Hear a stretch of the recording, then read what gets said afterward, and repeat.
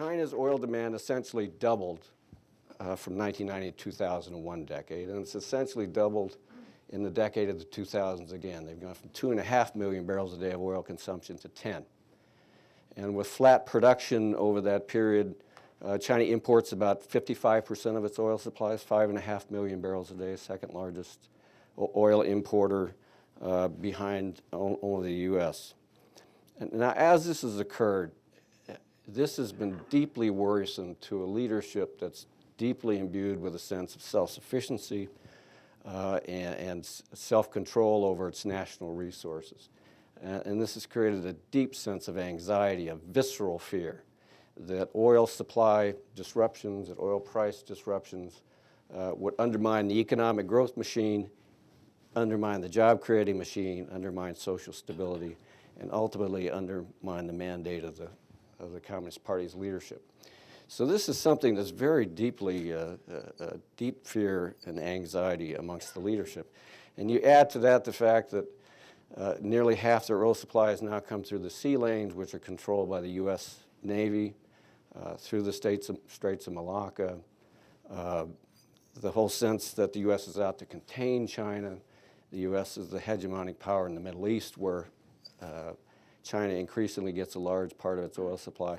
All of this is fed this sense of anxiety about how do we make sure we have control over those resources, which are a vital jugular to our economy and to our long-term political control.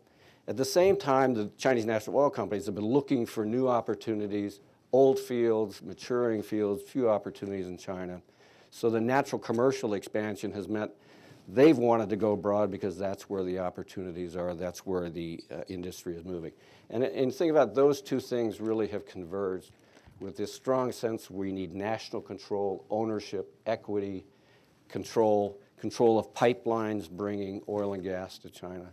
All of this is combined to create a very powerful, almost China Energy Inc. process where Beijing is supporting its national oil companies out, investing abroad, cheap finance, cheap loans from the China Development Bank, building and financing pipelines from Central Asia, recently from Myanmar, Eastern Russia, pipelines that the Chinese can rely on for supplies and overland supplies, not seaborne.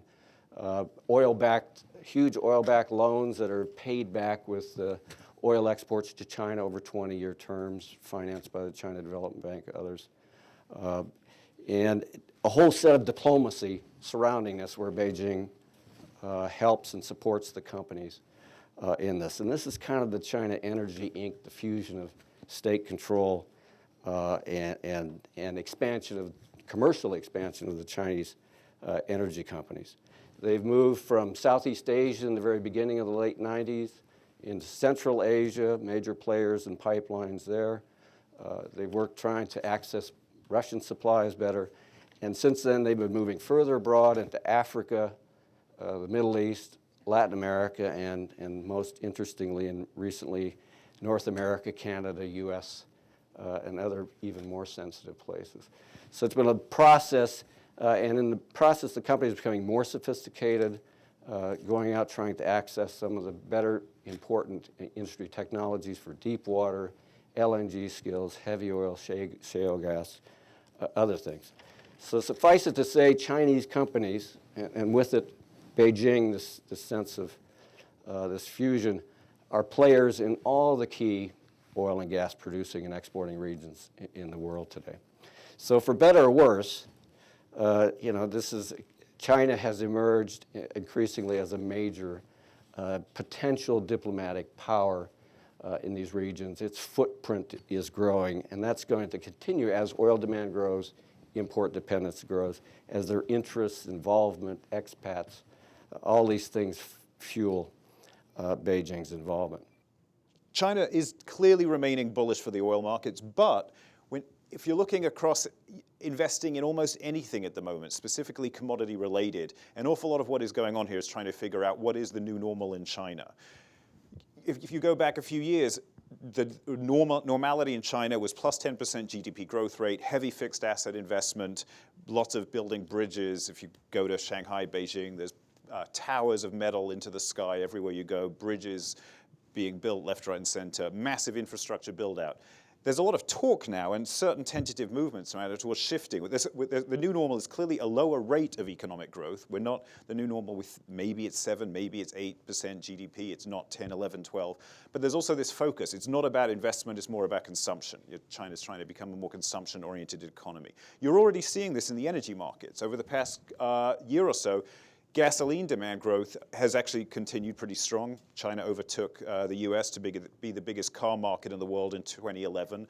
Gasoline demand is still doing very well, but diesel demand, and if you're running your big construction site, it's going to run on diesel. Diesel demand's already basically flattened out, very, very weak growth that we've seen over the past year. So the talk is being somewhat validated by the energy markets, and we'll see whether that persists. So you've got this reorientation of Chinese economic growth, and this is probably going to result in a lower rate of overall oil demand growth. So Chinese oil demand is still going up, but US oil the pull is completely imploding. Now, if I step back one step further, in terms of the big picture view on oil, I think things actually get even more bearish, and there's a role that China's playing in this picture too. I'd say it's a question of when, not if, fracking starts to get deployed internationally. It's not going to happen in a big commercial way that's going to impact the market in the next 6 months. But by the end of this decade, there will be commercial fracking. Now, people hear about the possibility of shale gas, shale oil development in China, and they say, well, it's a very water-centric industry. China as a country already has a big water problem. That's true. Both that is true. Well, the industry is making significant strides in terms of becoming less water-centric, and there's a few areas in China that have significant shale deposits, some of them up in the Gobi Desert. Water is a real issue there. But down in the Sichuan Basin, there's plenty of water. There's 3 big rivers, a confluence of 3 big rivers. There's not a shortage of water there.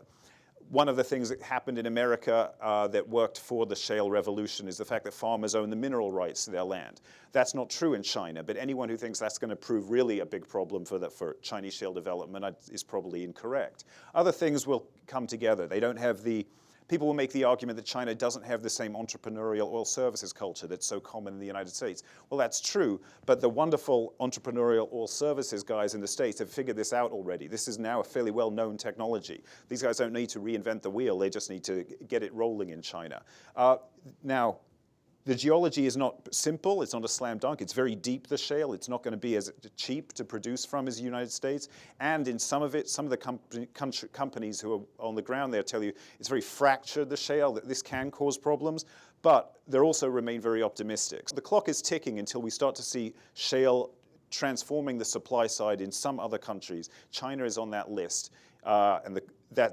China is actually one of the areas where the companies are actually fairly optimistic that they're going to make progress. The government is pushing a 5-year plan for shale gas, and they've also got another 5-year plan for coal syngas, for producing gas from coal. And what you are starting to see, and China's shale gas, if it gets any traction in that, could actually push China into being oversupplied on the gas front. They have enough gas to meet their requirements through 2020 through a combined already contracted LNG, domestic production, and pipeline supplies. If they start to get success in shale, they could actually be oversupplied. So they could actually start to exert bearish pressure on the market by starting to kick out volumes that they don't need.